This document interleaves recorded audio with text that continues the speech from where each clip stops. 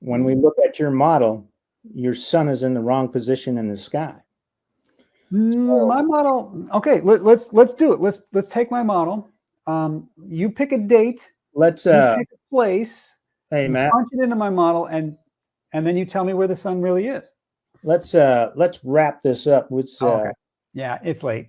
Yeah, we've been at this for quite a while. I mean, I think it's good discussion, but again, let's come back to it. Let's have you do that. Offline. Send me a challenge. Put me to the challenge. I'm ready to do it. You tell me a location of the Earth. You tell me a date. I'm going to need latitude and longitude. Give me latitude, longitude, time, and date, and I'll tell you where the sun is, and then you tell me if I was right or wrong. Because you have tons of these measurements, right? You pick one.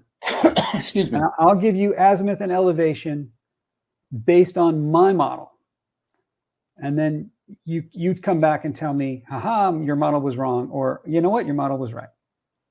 Well, I think before we do that, even because I think we're at a point where, again, you have to look at understanding the limit. What's the limit in your model? Because we're talking about sun height. I don't need a limit. I'll tell you exactly where it was. You tell me how many degrees wrong I was. As far as what? You've got measurements from different places of the Earth at different times, right? That you haven't yet shared with me. So if you just tell me a latitude and longitude and time and date, I will send you back the azimuth and elevation of the sun that I think you measured. Well, you're not doing anything when you do that. Well, what we're showing is that my model has predictive capability. My model can tell you what you should see, and then if I'm right, what you see will match the model. If my model is bad, if my model is incorrect, you'll see that the numbers I give you are not going to be right. Well, your model is already incorrect because the sun height's wrong. No, the sun height of my model matches your observation. Your observation is ground truth. Your observation is right? That is the reality. That's the real world. We're trying to make a model that simulates the real world, right? We're trying to make a simplification of the real world so that we can say, oh, it'll be about here, and then that'll be correct. I don't know that would be a simplification.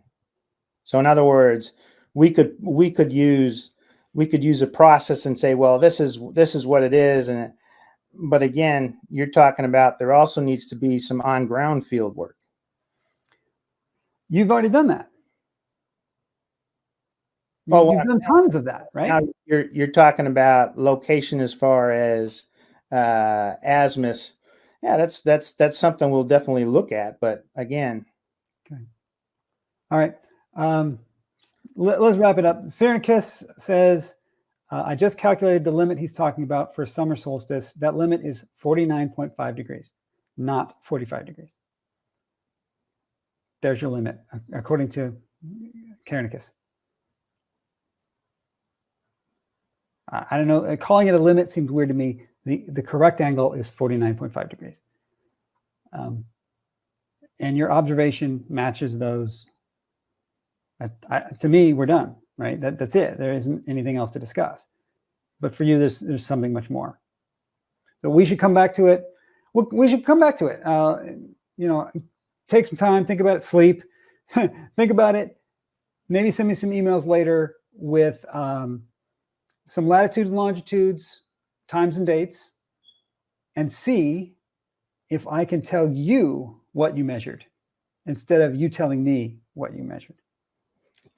Sounds like a plan. Yeah, let's do that. Okay. All right. Thank you so much for coming on and being a great sport and staying with me so late. It's 3 a.m. here, which means it's like 6 a.m. there. Yeah. So okay.